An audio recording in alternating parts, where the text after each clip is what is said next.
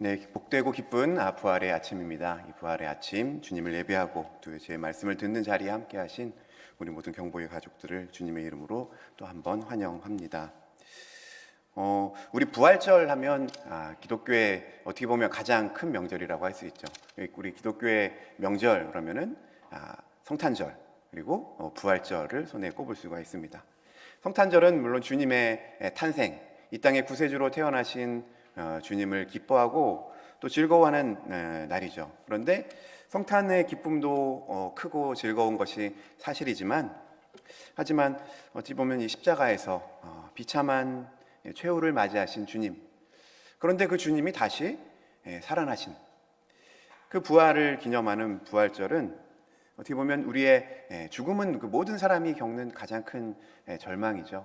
그 절망을 뛰어넘는 일이라는 점에서 어찌 보면 가장 기쁘고 즐거운 일이 아닐까, 즐거운 날이 아닐까 생각을 하게 됩니다. 그래서 우리 같은 경우는 우리나라에서는 부활절 그러면은 아무래도 교회 다니는 사람들, 그렇죠? 또 뭐 성당이라든가 교회를 다니는 기독교인들의 어떤 축제, 즐거운 절기 정도로 지나가는 경우가 많습니다. 하지만 우리가 잘 아는 유럽이나 미국 같은 곳은 기독교의 그 뿌리를 두고 있잖아요. 저 나라의 그 국가의 시작이. 그래서 유럽에 있는 대부분의 국가들은 이 부활절 하면 크리스마스와 더불어서 아주 큰 명절로 지킨다고 합니다. 이건 그 스페인의 그래서 부활절을 아마 그 절기의 그 기간의 사진이라고 하는데요. 저도 얼마나 이제 어느 곳이 모두 다 그런지는 잘 모르겠는데 아마 그것도 지역마다 좀 다른 것 같은데요. 스페인 같은 경우는 부활절 전부터 시작해서 일주일간의 그 휴가 기간이 있다고 하고요.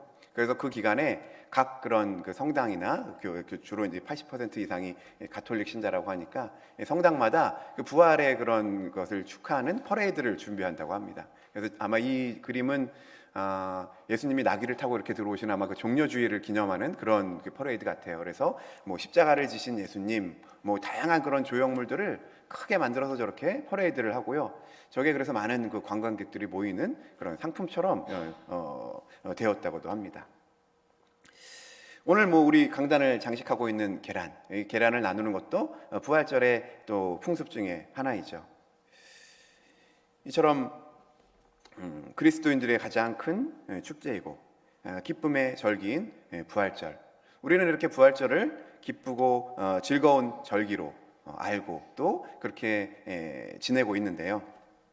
우리가 이렇게 부활절을 축제처럼 즐길 수 있는 이유는 무엇일까요? 그것은 바로 우리가 이 부활절 모든 사건의 시작과 끝을 잘 알고 있기 때문입니다. 아무리 힘들고 고통스럽고 절망스러운 일이 있어도 그 결과를 우리가 알고 있다면, 이 일이 지나면 우리에게 보상이 있고 확실한 행복이 있다라는 사실을 안다면 우리는 그 일이 아무리 힘들어도 기꺼이 그 일을 하죠. 운동선수들이 열심히 훈련을 하는 것과 훈련을 하는 것도 같은 이치일 것입니다. 그래서 우리는 이 주님이 비록 십자가에서 죽으셨지만, 그렇지만 그 후에는 부활이라는 놀라운 사건이 있다, 그 사실을 잘 알고 있기 때문에 부활절기를 기쁨과 즐거움으로 보내고 있죠. 하지만 이 부활의 첫날을 맞이했던 지금으로부터 약 2000년 전에 이스라엘 사람들, 예수님을 따르던 사람들은 어떻게 부활절을 맞이했을까요? 오늘 성경에 함께 읽은 말씀의 내용은 아마 이 그림이 그 내용을 요약한 그림일 것입니다. 무덤에 지금 조금 이건 좀 반듯하게 이제 그려져 있지만, 실제 그 이스라엘의 무덤은 그냥 이렇게 돌 암벽에 이렇게 토굴처럼 이렇게 뚫려져 있는 그런 것들이 더 많다고 합니다. 어쨌든 그런 무덤에 문이 열려져 있고, 이 지금 여인 3명이 뭔가 그 검은 옷은 이제 상복이겠죠, 그렇죠? 그리고 뭔가 그 쟁반에 뭐를 준비해서 왔는데 뭔가 좀 당혹스럽고 좀 놀라는 표정이죠. 안에는 천사와 같은 그런 형상의 모습이 보이고 있습니다. 아마 오늘 이 부활 주일 예수님의 무덤을 찾은 이 여인들의 마음은 우리가 지금 느끼고 있는 기쁨, 즐거움과는 전혀 달랐을 것입니다. 아마도 기쁨이나 즐거움보다는 혹시 우리를 위협하는 사람이 있지 않을까, 이러다가 잘못되거나 죽게 되지는 않을까 하는 공포와 두려움이 더 많았을 것 같습니다. 오늘 그래서 말씀에서도 마지막 말씀에 여자들이 몹시 놀라고 떨면서 이렇게 나왔다고 말씀이 기록되어 있죠. 물론 이들이 놀라고 떤 원인은 조금 다르지만 아마 무덤을 찾아갔을 때 마음도 이와 그렇게 크게 다르진 않았을 것입니다. 왜냐하면 많은 사람들이 예수님을 유대인의 왕으로 기대하고 있었죠. 예수님이 행하셨던 많은 가르침, 그리고 수많은 기적들, 로마의 압제 속에서 힘든 삶을 지내던 이 유대인들에게는 아마 예수님은 이스라엘을 해방시켜 주실 수 있는 그런 충분한 힘과 능력이 있는 메시아였을 것입니다. 그래서 아까 종려주일에 그 퍼레이드의 모양이 잠깐 나왔지만 환호하던 그 군중들은 주님이 예루살렘에 들어오시는 것을 기쁘게 환호하며 맞이하였죠. 그렇지만 그렇게 주님을 환호했던 이스라엘 백성들이, 그 군중들이 몇몇 제사장들과 그 지도자들의 음모 때문에 돌변하고 말았습니다. 어떻게 그렇게 순식간에 이 군중의 태도가 바뀔 수 있었을까요? 로마의 통치 아래서 자신들의 권력을 지키려고 했던 이 지도자들의 계략이 그만큼 교묘하였던 것이죠. 그들의 음모에 결국 예수님은 너무도 허무하게 십자가에서 죽임을 당하시고 말았습니다. 예수님을 향한 그 많던 기대, 특별히 예수님을 가까이서 따랐던 제자들, 저 여인들 얼마나 큰 절망 속에 빠져 있겠습니까? 특별히 지금 예수님이 죽으신 죄목은 무엇입니까? 로마라는 커다란 제국에 대항한 어떤 일종의 반역자의 신분으로 처형을 당한 것이죠. 많은 사람들의 본보기로 비참한 죽음을 맞은 이 예수님의 상황을 본다면 오늘 이들이 맞이한 부활의 첫날은 우리가 예배를 드리는 이 마음, 이 기쁨과는 사뭇 달랐을 것입니다. 오늘 그래서 우리가 함께 읽은 이 말씀은 그 부활 첫날의 모습을 생생하게 담고 있습니다. 아까 말씀드린 것처럼 우리의 기대와 우리의 생각과는 다르게 절망과 슬픔과 또 두려움과 떨림이 가득한 하루이죠. 먼저 그 말씀의 시작을 한번 살펴볼까요? 16장 1절에 안식일이 지남에 막달라 마리아와 야고보의 어머니 마리아와 또 살로메가 가서 예수께 바르기 위하여 향품을 사다 두었다. 예수님이 십자가에 돌아가셨죠. 예수님뿐만 아니라 우리가 한 사람의 죽음을 맞이하는 것은 참 큰 슬픔입니다.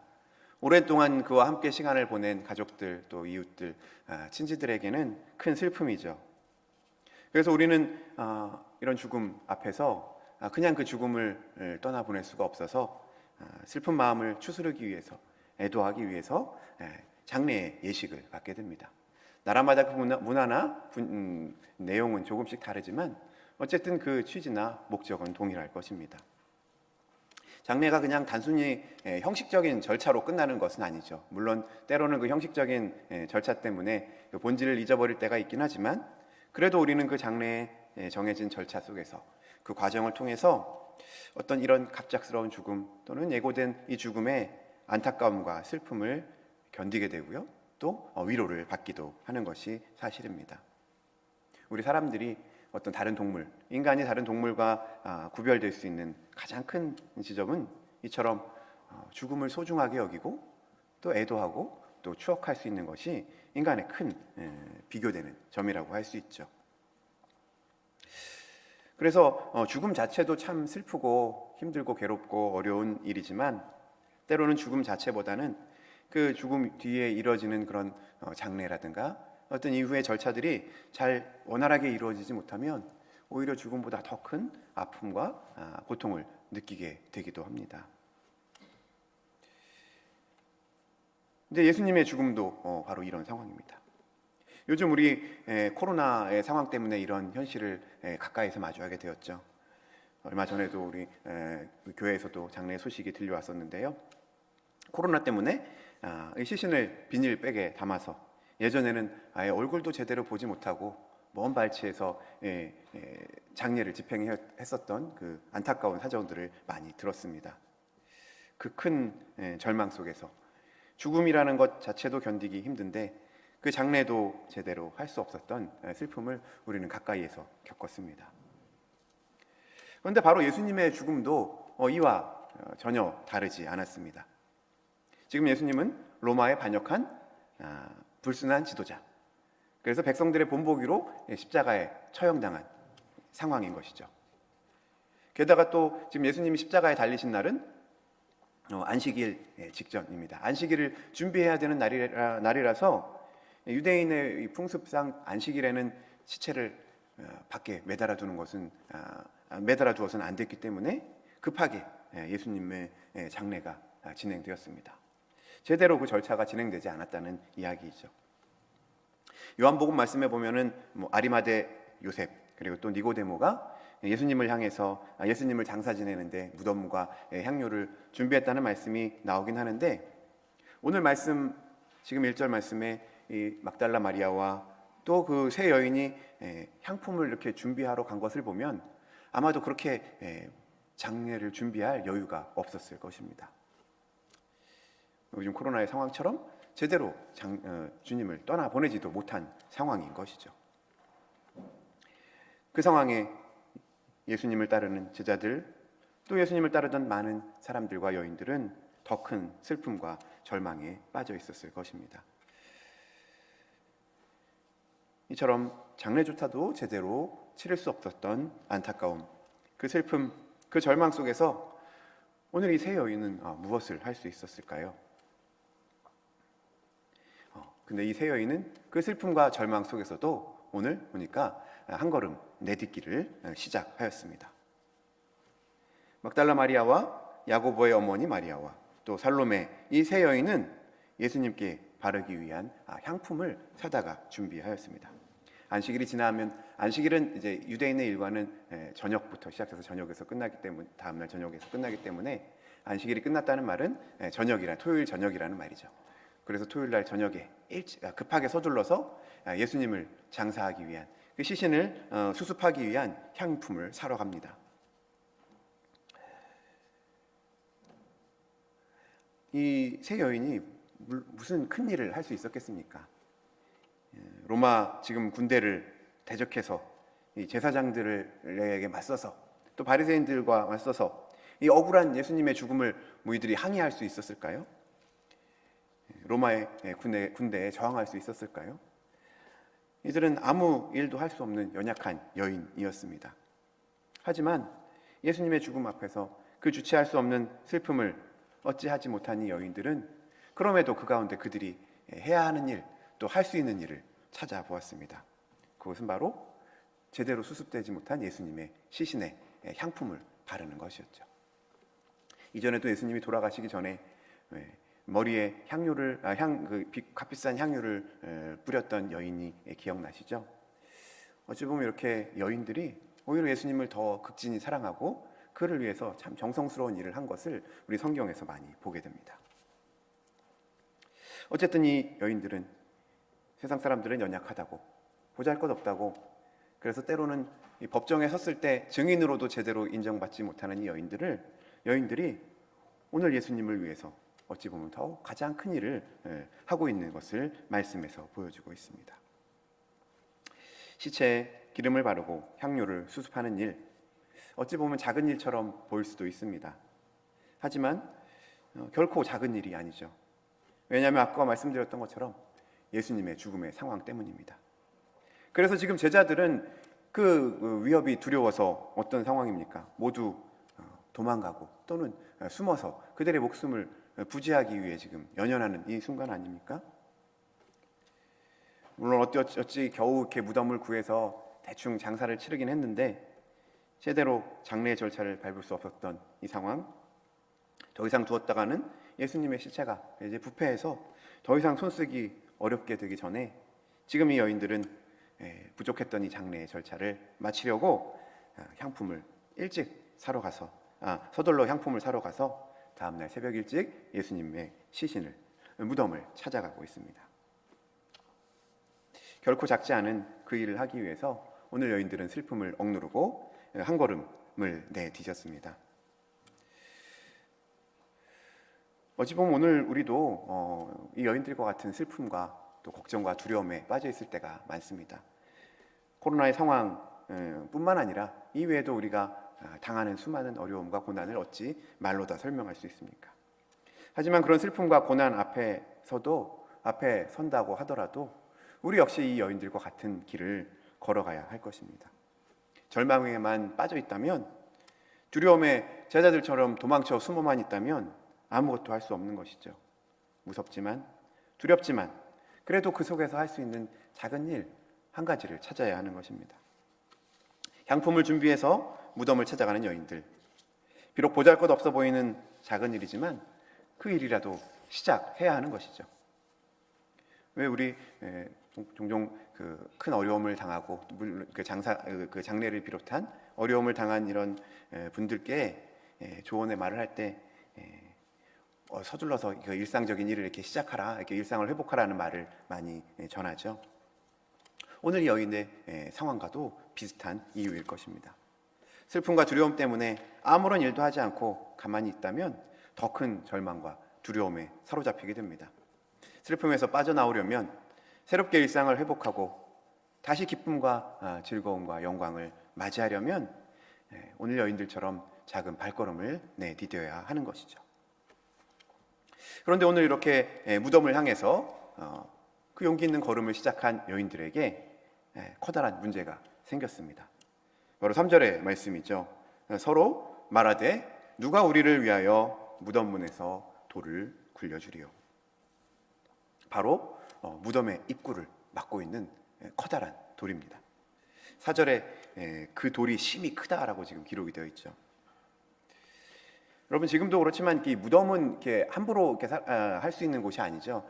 왜 여러분 그 지방에서 이렇게 시골에서 이렇게 왜 땅을 이렇게 토지를 이렇게 개발하려고 하는 일들을 하는 분들을 보면은 이렇게 무덤이 있건 그 땅에 무덤이 있으면 이게 상당히 곤란하다고 하더라고요. 연고자가 없는 경우도 함부로 그 무덤을 이렇게 파헤치거나 하면은 이게 법적으로 큰 문제가 된다고 합니다. 특히 이제 주인이 확실하게 있다면 그 주인과 그 무덤을 옮기고 하는 이런 협상 과정이 상당히 어렵다고 하더라고요. 이것은 아까 말씀드린 것처럼 우리 인간이 최소한의 그런 어떤 존엄성을 지키기 위한 그런 방법인 것이죠. 인간의 도리라고 생각하는 것입니다. 그래서 이 당시 로마에도 이와 비슷한 법이 있었다고 합니다. 묘지 혹은 사람이 매장되어 있는 곳에서 시신을 훼손하는 일은 아주 큰 죄악으로 여겨서 사형에까지 처하기도 했다고 합니다. 그러니까 예수님의 입구가 이렇게 큰 돌로 단단히 막혀 있는 것은 이런 그 상황을 보면 당연한 노릇인 것이죠. 그리고 그렇게 돌을 막아놓은 것은 안전하게 시신을 보관하려고 하는 합당한 조치인 것입니다. 그런데 그렇게 막아놓은 돌문이 지금 예수님의 시신을 수습하면서 그 안타까움을 달래려는 이 여인들에게는 아주 큰 문제가 되고 말았습니다. 이 돌은 도망친 제자들에게는 아무런 문제가 되지 않을 것입니다. 오히려 예수님의 시신을 잘 지켜주고 훼손되지 않도록 막아줄 수 있는 든든한 방패와도 같았겠죠. 그렇지만 정말 예수님을 사랑해서 그 시신의 마지막 가는 길이라도 잘 보내려고 하였던 이 여인들에게는 로마의 군대의 위협에도 아랑곳 않고 예수님을 찾아간 이 여인들에게는 이 무덤을 막고 있는 돌문은 그 앞길을 방해하는 말 그대로 돌 뿌리일 뿐이었습니다. 그래서 걱정스러운 말을 나눈 것이죠. 누가 우리를 위해서 돌을 굴려줄 수 있을까? 우리에게도 마찬가지인 것 같습니다. 어려운 현실, 코로나의 위기를 벗어나면서 이 상황을 극복하려고 일상을 회복해 보려고 작은 발걸음을 시작하는데요. 시작하다 보면 이런 어려움이 또다시 닥칩니다. 안전을 위해서 둔 돌덩이가 여인들에게 가로막히는 큰 장애물이 된 것처럼 우리에게 위로를 한다는 또 사람들의 말이, 때로는 우리에게 보여주는 지나친 관심이 오늘 이 돌덩이처럼 우리의 마음을 아프게 할 때도 있고 여러 많은 상황 때문에 힘겨운 일을 당하는 때도 있습니다. 그런데 오늘 말씀을 끝까지 살펴보면 지금 이 여인들이 이렇게 걱정하고 있는 그 무덤을 가로막고 있는 이 돌, 돌무는 오늘 이 여인들의 이 걱정은 아무런 의미가 없는, 아무 필요가 없는 걱정이었던 것이죠. 왜 그럴까요? 이미 그 무덤의 문이 굴려져 있었기 때문입니다. 이제 여인들의 걱정처럼 여인들을 위해서 돌을 굴려줄 사람은 필요가 없습니다. 이들의 모든 걱정이 끝난 것이죠. 그렇지만 오늘 이 여인들의 모습은 그렇게 쉽게 끝나지 않았습니다. 이 굴려진 돌을 보고 안심할 수도 있었을 것 같은데 정작 이후에 이뤄진 일들은 이 여인들의 기대와는 또 다르게 진행됩니다. 이 여인들이 이 무덤을 찾은 목적이 무엇이죠? 예수님을 시체에 향료를 발라서 시신을 이렇게 잘 수습하려는 것이죠. 왜 우리도 보면 이 납골달 같은 곳에 이제 그 가족들의 유골을 잘 보관하지 않습니까? 그 시신을 통해서라도 그 돌아가신 분의 그 기억을 또 마음에 품고 추억을 하기 위한 그런 어떤 상징으로 잘 시신을 수습하려고 하는 것이죠. 그런데 그 일을 하려고 했는데 이 문이 열려 있는 것까지는 좋았지만 어떤 일이 생겼나요? 그 안에 그들이 수습하려고 했던 예수님의 시신은 남아있지 않았습니다. 무덤 문이 처음 열린 것을 보았을 때 기쁨보다 아마도 그래서 걱정이 더 앞섰을 것 같습니다. 예수님의 시신마저 없다면, 누가 이 시신마저 가져갔다면 우리는 어떻게 이제 주님을 기억하고 추억할 것인가? 이 슬픔을 어떻게 더 견뎌내야 할까? 하지만 우리는 다 잘 알고 있습니다. 이미 이 돌은 주님께서 치우신 것이죠. 주님께서 돌을 치우시고 무덤에서 나오셨습니다. 이 사실을 우리가 어떻게 쉽게 이해할 수가 있겠습니까? 이 주님의 부활을 우리가 어떻게 증명을 할 수가 있습니까? 이 사진기도 없던 이 시대에, 핸드폰, 영상을 찍을 방법도 없던 이 시대에 있었던 이 부활의 사건을 우리가 과학으로 증명한다? 이걸 역사적으로 증명한다라는 것은 어찌 보면 말이 안 되는 상황입니다. 오히려 이것을 믿기 어려운 것이 더 현실적인 반응이죠. 하지만 우리에게 중요한 것은 이 부활의 사건이 어떻게 일어났는지 그 과학적인 사실을 탐구하고 조사해서 그 사실을 밝혀내는 것이 아닙니다. 가능하지도 않고 의미가 있는 일도 아닙니다. 우리에게 중요한 것은 이 부활을 믿음의 눈으로 바라보고 믿음으로 이 부활을 경험하고 그 부활의 실제적인 삶을 살아가는 것이죠. 그런데 말처럼 그것이 쉽지 않은 것이 우리의 현실입니다. 실제로 오늘 여인들도 어땠습니까? 눈으로 이 빈 무덤을 바라보았을 때 그 무덤 안에는 그래도 다행히 오늘 그림에서처럼 저 멀리 이렇게 천사가 그들에게 알려주고 있지 않습니까? 예수님은 이미 부활하셔서 갈릴리로 가셨으니 그곳에서 만날 수 있도록 제자들에게 소식을 전해라. 그랬는데 그 음성을 듣고도 이 여인들의 반응은 어떻습니까? 몹시 놀라고 두려워하였습니다. 아마도 온갖 생각이 들었을 것입니다. 비록 그들이 천사를 보았지만 이들이 환상을 본 것은 아닌가? 우리의 지금 이 경험이 정말 맞는 것인가? 예수님의 시신조차 남지 않은 것인데 이게 우리가 지금 기뻐해야 될 상황인 것인가? 그래서 오늘 말씀도 이 여인들이 몹시 놀라서 떨면서 나와서 아무에게도 아무 말도 못하고 도망쳤다고 말하고 있죠. 오늘 성경의 말씀은 이렇게 조금은 혼란스럽고 또 두렵고 두려운 모습으로 마무리되어 있지만 하지만 우리는 이후의 이야기를 잘 알고 있습니다. 그래서 우리는 이 부활의 날이 이처럼 슬픔과 두려움의 날이 아니라 기쁨과 즐거움의 날인 것을 잘 알고 있죠. 이후에 여인과 제자들은 모두 부활하신 주님을 다시 만납니다. 어떻게 만났는지는 알 수 없습니다. 하지만 중요한 것은 이 모든 주님의 제자들이 부활하신 주님을 만나고 그 부활의 희망을 전하는 주님의 참된 제자가 된 것입니다. 그리고 그 믿음의 역사가 지금 2000년을 넘게 흘러서 지금 예수님의 죽으심을 눈으로 볼 수도 없는 우리들에게까지 그 믿음이 전해지고 우리는 주님의 부활을 믿음으로 고백하고 또 그 주님을 예배하고 있는 것입니다. 우리의 믿음도 이와 같을 것입니다. 오늘 여인들처럼 믿음의 삶을 살아가다 보면 믿기 힘든 일들도 있고 또 우리의 믿음을 흔드는 여러 가지 고난과 아픔이 있습니다.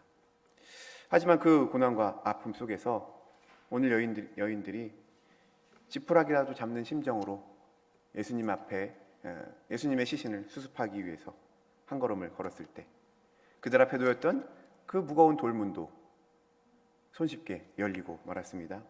그 후에 느꼈던 두려움도 결국 다시 부활하신 주님을 만나 더 큰 기쁨과 복된 은혜로 그들에게 자리매김할 수 있었습니다. 그래서 결국 부활절, 오늘 우리가 누리는 것 같은 이 축제의 기쁨을 이 여인들도 누리고 기뻐하였겠죠. 당시에는 그 이유를 알지 못해서 잠시 힘들고 어려울 수도 있습니다. 하지만 한 걸음씩 걸어가다 보면 주님께서 이미 우리들의 이 여인들에 앞서 그 돌문을 굴려 주셨던 것처럼 우리 앞에 있는 모든 어려움도 주님이 해결해 주실 것입니다. 굴려 주실 것입니다. 그리고 우리에게 새로운 길, 더 나은 부활의 능력을 보여 주실 것입니다.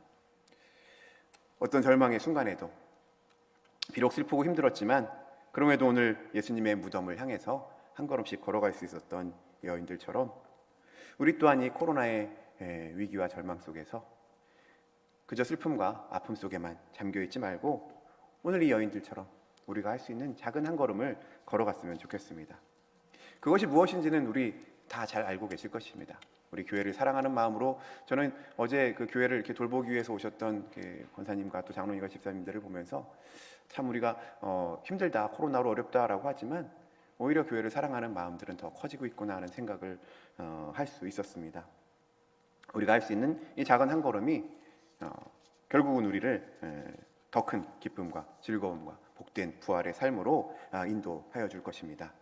이 기쁜 복된 삶을 살아가시는 경복의 가족들이 되시기를 주님의 이름으로 축복드립니다. 아멘. 같이 기도드리겠습니다. 사랑과 은혜의 주님, 기쁘고 복된 부활의 아침을 맞이하였습니다. 우리에게는 기쁨과 즐거움의 부활의 아침이지만 2000년 전 주님의 첫 부활을 맞이한 이들에게는 너무도 큰 두려움과 어둠이었습니다. 그럼에도 불구하고 그 어둠에서 한 걸음을 내디뎠던 여인의 발걸음에 주님 함께하여 주셨고 그들 앞에 돌문을 치워주셨고 그들의 두려움과 떨림을 기쁨과 즐거움의 환호성으로 바꿔주셨습니다. 오늘 코로나의 어려움을 겪고 있는 우리 모든 국민들 또 경복의 모든 가족들 위에도 주님 부활의 은총이 함께하여서 절망 속에서 우리가 한 걸음 주 앞에 나아갈 때 그 한 걸음이 복된 부활의 은혜를 체험하는 큰 걸음이 될 수 있도록 인도하여 주옵소서. 감사드리며 우리 구주 예수님의 이름으로 기도드립니다. 아멘.